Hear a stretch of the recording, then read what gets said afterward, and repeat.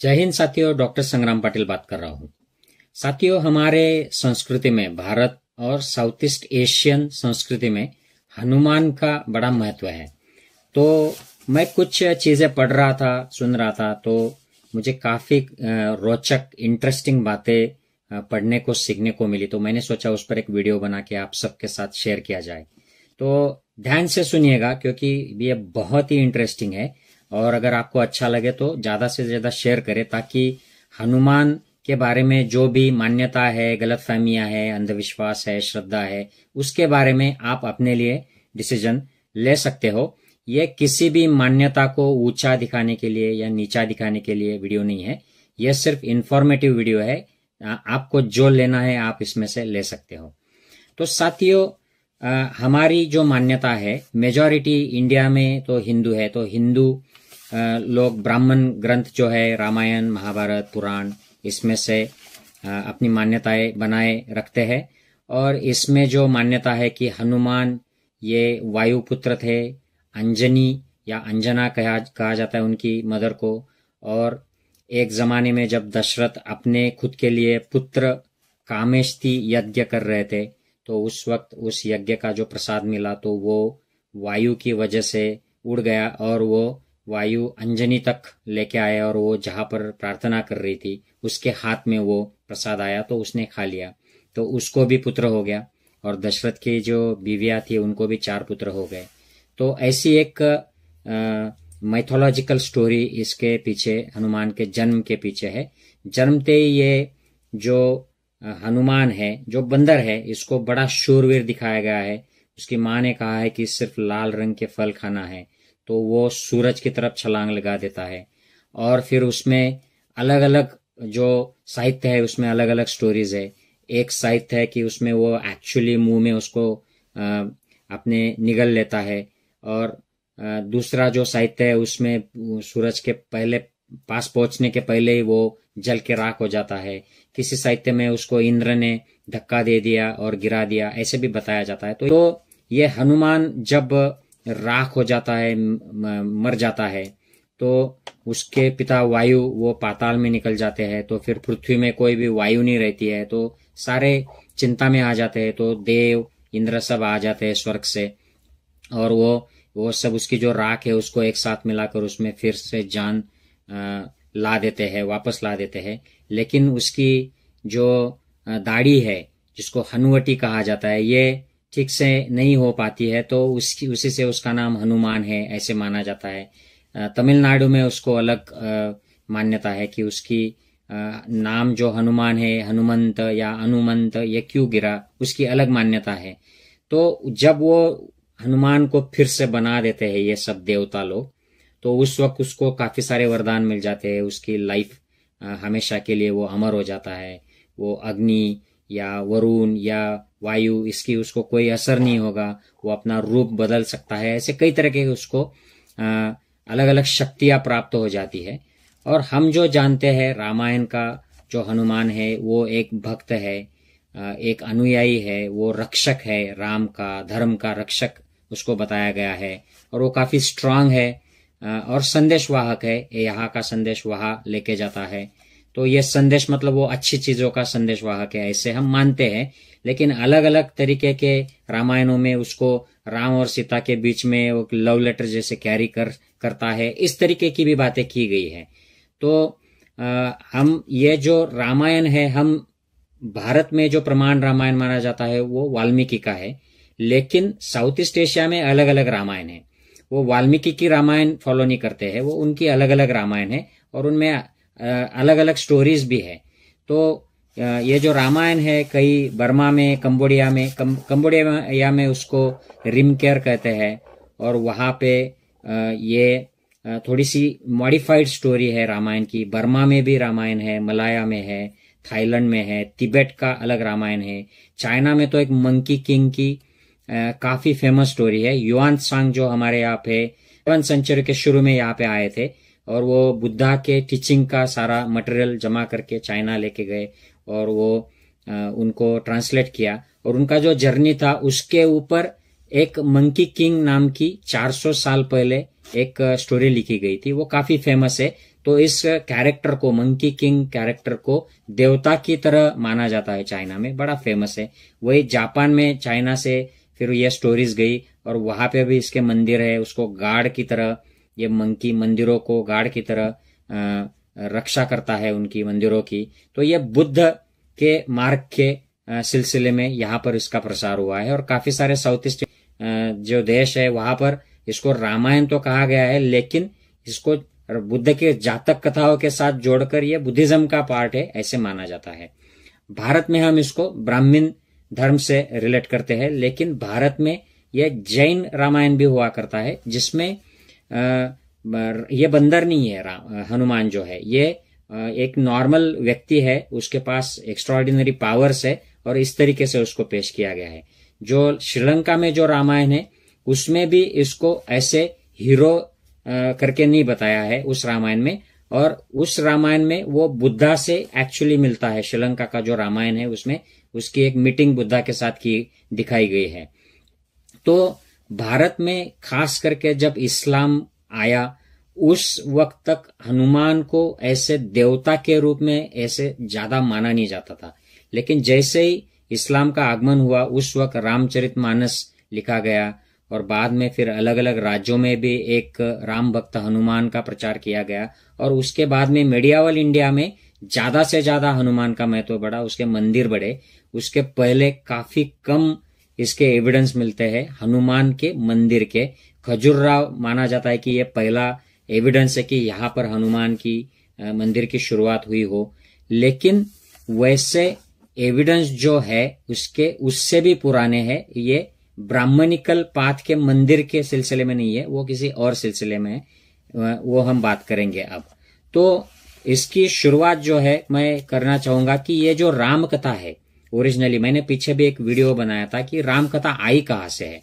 तो ये ओरिजिनली बुद्ध साहित्य में जो दशरथ जातक है उससे आई है, और ये दशरथ राजा के बीवियां होती है, 3 बीवियां और 4 लड़के होते हैं, और ये एक लड़की भी होती है सीता नाम की। उस ओरिजिनल जो दशरथ जातक है उसमें सीता, राम, लक्ष्मण ये सब भाई बहन हैं, और इनको जंगल भेज दिया जाता है 12 साल के लिए, और फिर वहां से वो वापस आते हैं, तब तक दशरथ मर जाते हैं। और ऐसी ये राम कथा है, ये बुद्धा ने उनके जातक कथा में बताई हुई है, एक प्रेरणादायी कथा के स्वरूप में। लेकिन ये कथा फिर पूरे साउथ ईस्ट एशिया में जब फैल गई, भारत में फैल गई, तो इसमें काफी सारे मिक्सिंग हो गई, इसको एडिट किया गया, किसी और चीजों के साथ जोड़ दिया गया, और वहां पे अलग अलग तरीके के ऐसे रामायण तैयार हो गए।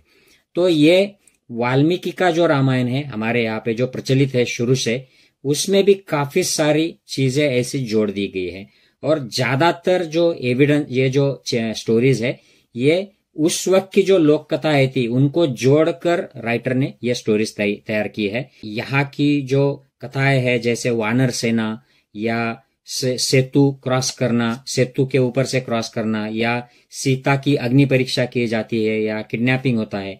ओरिजिनल दशरथ जो जातक कथा है उसमें तो किडनैपिंग है ही नहीं, रावण है ही नहीं, लेकिन ये सब चीजें वाल्मीकि रामायण में है। ये सब चीजें उस वक्त के जो साउथ ईस्ट एशिया में कुछ रामायण थे उनमें भी था। तो शायद वाल्मीकि ने जो ये कंपाइल किया, फाइनलाइज किया, उसके पहले ही ये सब प्रचलित हो गया था, इस तरीके की कथाएं प्रचलित हो गई थी, और ये हमें दिखाई देता है अलग अलग तरीके के रामायण में। तो ये जातक कथा क्या है? ये बुद्ध ने प्रेरणादायी एक मोरल स्टोरीज बताई। ऐसे माना जाता है कि ये जब बुद्ध नहीं हुए थे, बोधिसत्व थे, बुद्ध बनने के रास्ते पर थे, तो उनके पुराने जो पहले जन्म है उनकी ये कथाएं है। तो ये आप मानो ना मानो, ये अपने अपने मानने की बात है, लेकिन बुद्धा ने ये स्टोरीज उनके लाइफ में मोरल स्टोरीज करके बताई है। उनके द्वारा उन्होंने लोगों को संदेश दिया, शिक्षा दी। तो ये काफी पुरानी 2600 साल पहली रामायण, महाभारत, पुराण, इसके काफी शतक पहले की ये स्टोरीज है। तो इसमें बुद्धा की जो एक जातक कथा है, पूर्व जन्म की कथा है, उसका नाम है महाकापी जातक। तो इस जातक में बुद्ध एक बंदर किंग है, वानर राज है। तो वो लीडर है उस बंदर के गुट का, 80,000 या 1 लाख कुछ बंदर है, उनका वो मालिक है। तो एक राजा, वाराणसी का राजा बंदरों को हटाना चाहता है पेड़ से, क्योंकि उसको वो फल खाने होते हैं, और वो हटाने के लिए उनको उसके सैनिक जो होते हैं वो उनको मारना चाहते हैं। तब ये जो लीडर है, वानर राज है, ये अपनी पीठ देखकर बाकी के जो बंदर है उनको जंप करने के लिए हेल्प करता है, ताकि वो नदी के उस पार जंप कर सके और अपनी जान बचा सके। तो एक जो बंदर है वो अपनी खुन्नस निकालता है और जोर से उसके पीठ पर जंप करता है, उससे उसकी पीठ टूट जाती है। और वो ये सब देख के राजा को अच्छा नहीं लगता है कि अरे ये इंज्योर हो गया, ये अब गिर रहा है, ये मर सकता है। तो राजा अपने सैनिकों को भेजता है, एक चद्दर उसको नीचे ऐसे लगाई जाती है ताकि वो उसमें गिरे, और उसमें गिरता है ये जो मंकी किंग है, और वो बाद में वो मर जाता है। तो उसको एक रॉयल फ्यूनरल दिया जाता है वाराणसी के राजा के थ्रू। तो ये ऐसी स्टोरी है, मोरल स्टोरी इसमें, कि अपनी जान लगाकर अपनी जो प्रजा है उसकी रक्षा करो, उनको मार्गदर्शन करो, ऐसी ये ओरिजिनल स्टोरी है। तो ये जो वानर सेना है, अलग अलग तरीके की वाल्मीकि रामायण और अलग अलग रामायण उनमें भी आई है।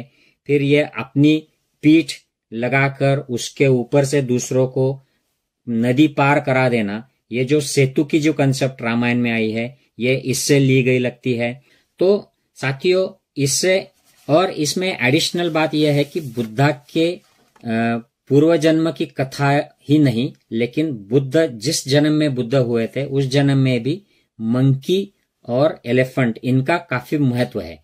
क्योंकि वैशाली के जंगल में जब बुद्ध निवास कर रहे थे, वहां पर बैठे हुए थे अकेले, तो उनको एलिफेंट ने फल और कुछ फूड ऐसे लाके दिया था, ऐसे कहा जाता है, ये बुद्ध साहित्य में है।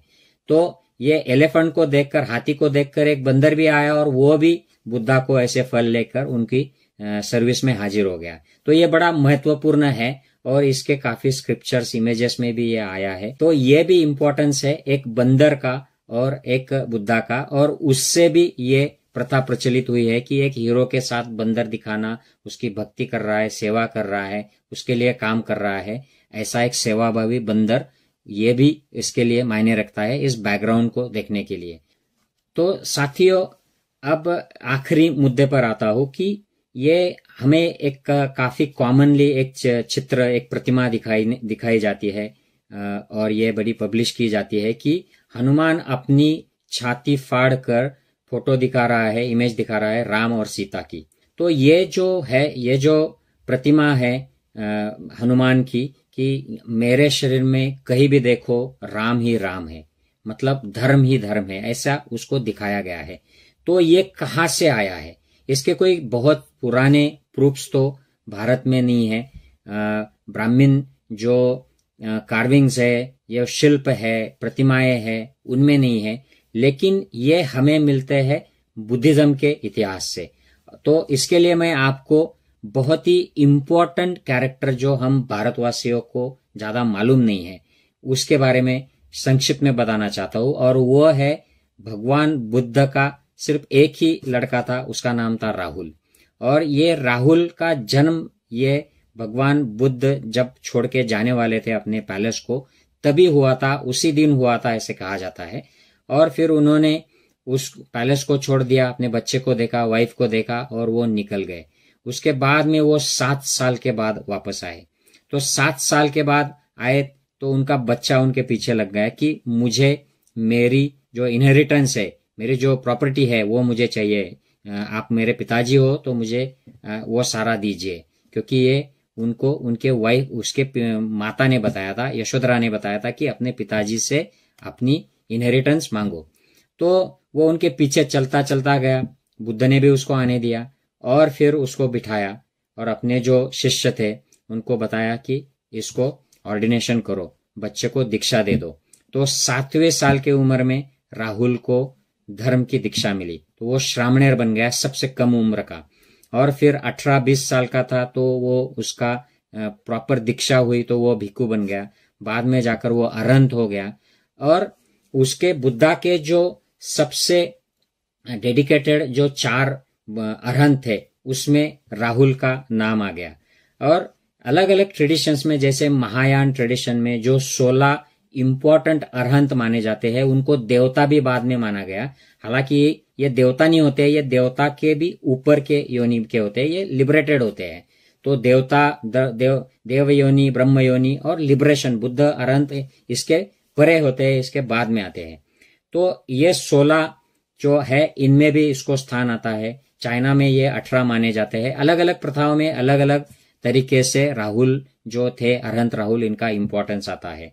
तो इनकी ये प्रतिमाएं हैं कि उनको जब भी दिखाया जाता है तो उनके हाथ में एक तो क्राउन होता है, या फिर उनको छाती फाड़ कर बुद्ध ही, जहां भी देखो बुद्ध ही बुद्ध है, धम्म है, ऐसे ये बताया जाता है। और इनके बताने का जो तरीका है अरहंत राहुल का, इनकी खास 3 चीजें होती है। इनके कई बार 9 सिर बताए जाते हैं उनके सिर पर, और उनकी छाती और पीठ के यहाँ पर एक चेहरा बताया जाता है, वो है बुद्ध का, धम्म का। और इनको नाग के ऊपर बिठाया हुआ दिखाया जाता है।